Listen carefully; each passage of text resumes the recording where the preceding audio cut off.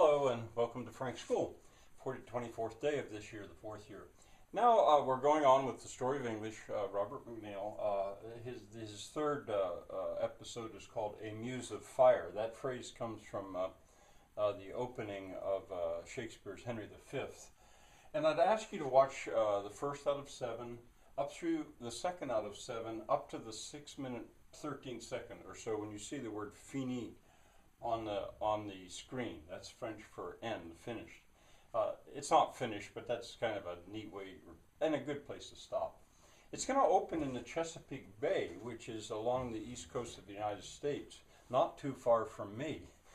And here it's going to be about Shakespeare and the King James Bible English.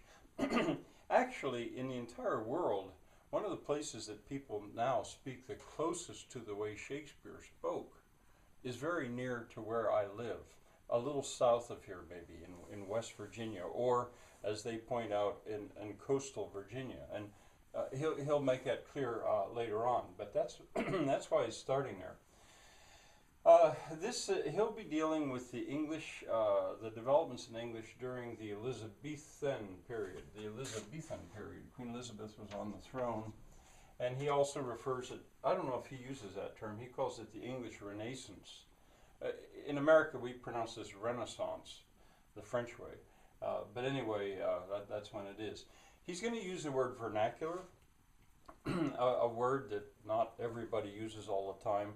It's sort of, that means of the common people, not of the scholars. So he'll talk about vernacular English, what people spoke, not necessarily what the poets wrote. You'll find some of this difficult to understand because they're Shakespearean speeches and taken out of context, and you almost have to shift to a different gear in your mind to absorb all that imagery. But Shakespeare is perfectly able to be understood. I found that out through 7 or 8 years of introducing many students to it, and then always in my class for 35 years when I taught. There are ample springboards here for study. I mean, if you wanted to use this, teachers in a classroom, it would be a good place maybe to start with Shakespeare, or to start with a little bit of Shakespeare. You could just take one of those speeches. The quality of mercy is not strained. It droppeth as the gentle rain from heaven upon the place beneath. Out of the Merchant of Venice, and explain why is Portia saying that and what's going on, and to look at that wonderful speech. That could keep you going for weeks, really, in just what you see here. But this is the story of English, not the story of Shakespeare. And he's going to go back to the story of English after fini, as you'll see, the language itself.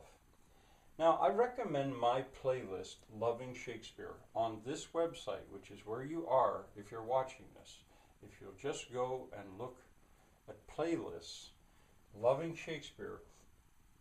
I haven't looked there for a while, but there's probably enough to keep a normal classroom teacher going for a month or two in dealing with Shakespeare. And every year that I taught, I made sure that I did my best to get my students to at least be exposed to Shakespeare. I figured out that he was great when I was about in 9th grade.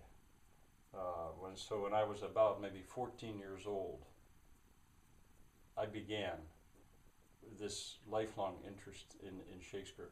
And then as I've said before, the Shakespearean Troupe, which was a club at the middle school where I taught, and the high school as well, we put on 25 productions.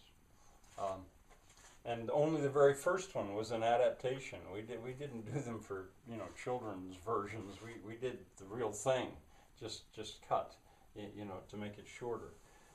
Something I'm actually quite proud of. But anyway, so I recommend that playlist, and we'll see you tomorrow as we go on then with